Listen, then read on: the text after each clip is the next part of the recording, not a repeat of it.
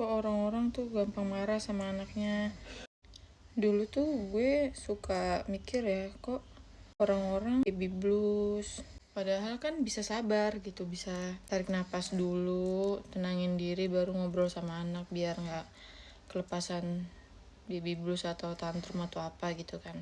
Tapi kemarin gue lagi toilet training anak gue, terus dia tuh udah bisa empuk di toilet. Tiba-tiba 2 hari berturut-turut dia empuknya itu di popok. Gue jelas marah. Karena lu udah bisa tapi tiba-tiba lu melakukan kesalahan lagi gitu. Dan disitu pertama kalinya gue tantrum karena anak. Gue beneran marah. Harusnya itu tidak terjadi. Setelah gue pikir-pikir kayak, ya anak 2 tahun lu berharap apa sama anak 2 tahun? Dia kan masih belajar juga, dan gue juga masih belajar jadi orang tua.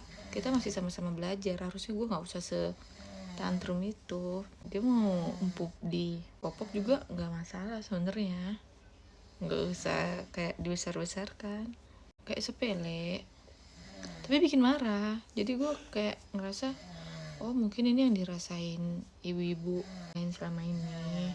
Dan biasanya tantrum karena anak gara-gara apa?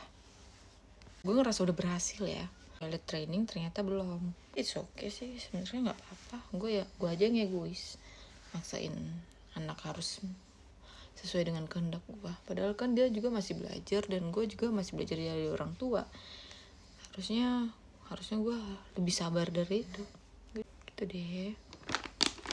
Udah gitu aja lah ya, bye.